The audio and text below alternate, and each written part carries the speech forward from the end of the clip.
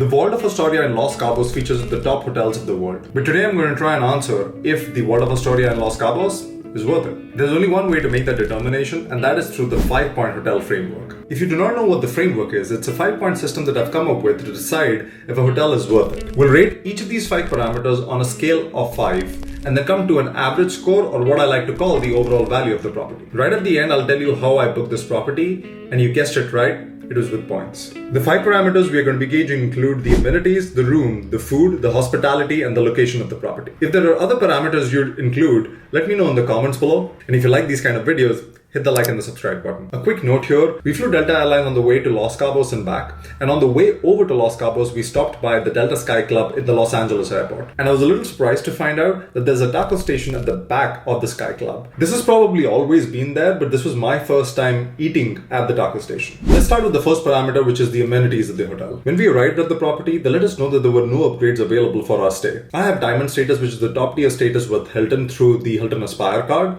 but even with that, no upgrades were available. And that was primarily down to a wedding that was taking place the same weekend that we were there. I did ask for a 3 p.m. late checkout, and they were able to accommodate some of my requests by allowing me to check out at 1 p.m. The property has 113 rooms and suites and is spread out over 24 acres. It has 2 pool areas, both of which have enough lounging and seating around it. Like I said, when we visited the hotel was completely booked out because of the wedding, but we never had an issue finding lounge chairs by the pool. We also used the spa during our stay here, and the men and the women section within the spa was separate. The facility had a sauna, a steam, a jacuzzi, and there was a hydrotherapy area which was common for men and women. The list of amenities at the spa kind of ticked the same boxes that it ticked when we visited the Waldorf Astoria in Cancun last year.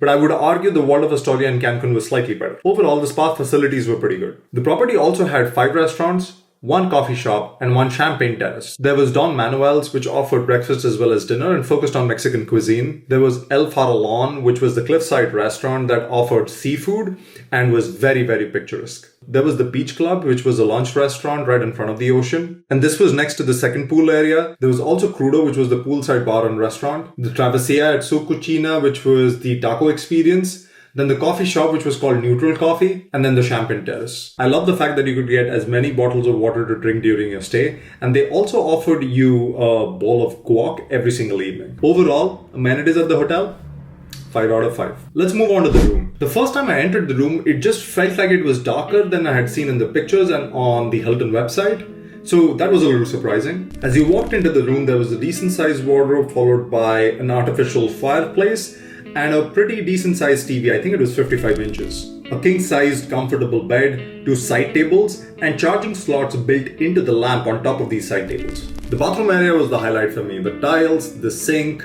and Aesop's amenities, a shower, a bathtub, everything about the bathroom was fantastic. The only thing that was out of place was the seating area right next to the shower, because it would get wet every time you take a shower and walk out. And as you walk out of the room onto the balcony, there's plenty of seating in the balcony with a plunge pool right in front of it.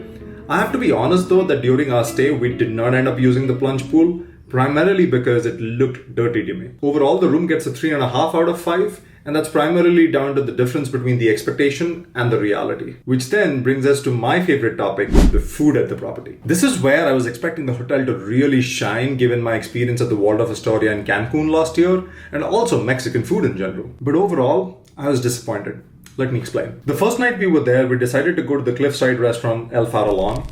Now, like I said before, it is an absolute spectacle and a beautiful picturesque place. You can hear the ocean waves crashing against the cliffside, and that sound is mesmerizing.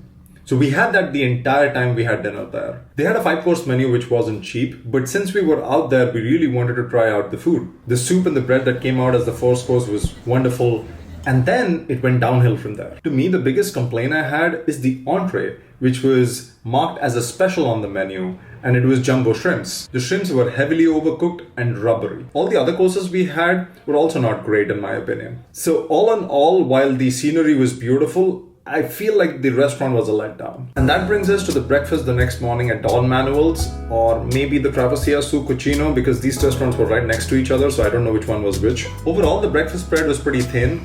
There was a live station for eggs and fruits and a few Mexican dishes, and then when you sat down at the table, they would offer you a menu. But beware, because this menu is chargeable. Yes, you heard that right.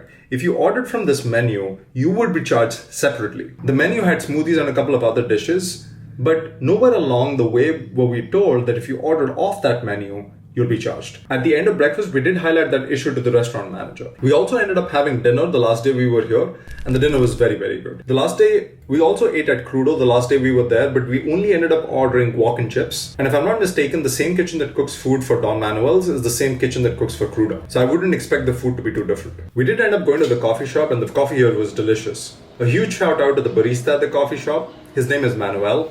I'll link his Instagram handle down below. Go give him a follow. Overall, the food gets a 3 out of 5, and that's primarily down to the number of hiccups we had along the way and the quality of food along the way, especially when the prices were extremely expensive. There were no such issues with hospitality though. The slight issue that we had during breakfast was immediately sorted out by the restaurant manager and the hotel manager, so no complaints there. The hotel manager was available on WhatsApp, which is always a great thing because you can text them and figure out things. So overall, hospitality gets a 5 out of 5. Which brings us to the last point, which is the location of the property. While there were some parts of the experience that wasn't ideal, you cannot really fault the location of the property. I mean, the tunnel when you enter the property in your car, to the view of the ocean as soon as you cross the tunnel and enter the property, the cliffside feature alongside the property, and the sound of ocean at all times of the day. Everything about the location was fantastic. Additionally, if you really wanted to step out of the hotel and get some food, there were plenty of options in the town nearby.